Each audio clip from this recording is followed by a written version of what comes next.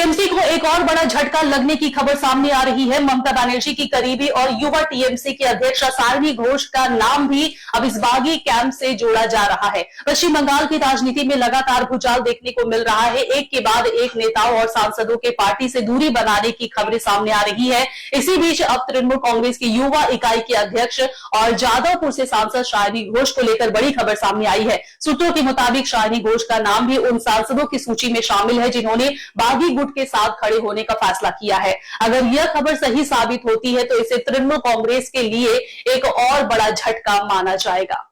पश्चिम बंगाल की सियासत में इन दिनों लगातार हलचल मची हुई है। तृणमूल कांग्रेस को एक के बाद एक झटके लग रहे हैं। पहले सुखेंदु शेखर राय के इस्तीफे की खबर सामने आई, उसके बाद राज्यसभा सांसद सुष्मिता देव ने भी अपने पद से इस्तीफा दे दिया।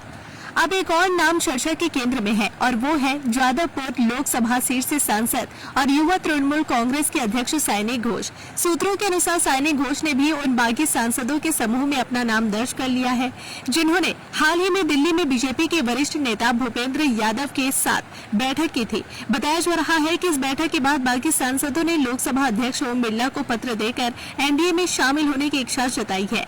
खबर यह भी है कि इस पत्र पर कुल 20 सांसदों के हस्ताक्षर हैं और उनमें साइनी घोष का भी नाम शामिल बताया जा रहा है। यह मामला इसलिए भी बेहद महत्वपूर्ण माना जा रहा है क्योंकि हाल ही में ममता बनर्जी द्वारा घोषित नई पार्टी कमेटी में साइनी घोष को फिर से युवा तृणमूल कांग्रेस के अध्यक्ष की जिम्मेदारी सौंपी गई थी। पार्टी के भीतर उन्हें ममता बनर्जी और अभिषेक बनर्जी दोनों का बेहद करीबी माना जाता रहा है। राजनीतिक गलियारों में लंबे समय से साइनी घोष को ममता बनर्जी की राजनीतिक उत्तराधिकारी जैसी छवि के रूप में देखा जाता रहा है।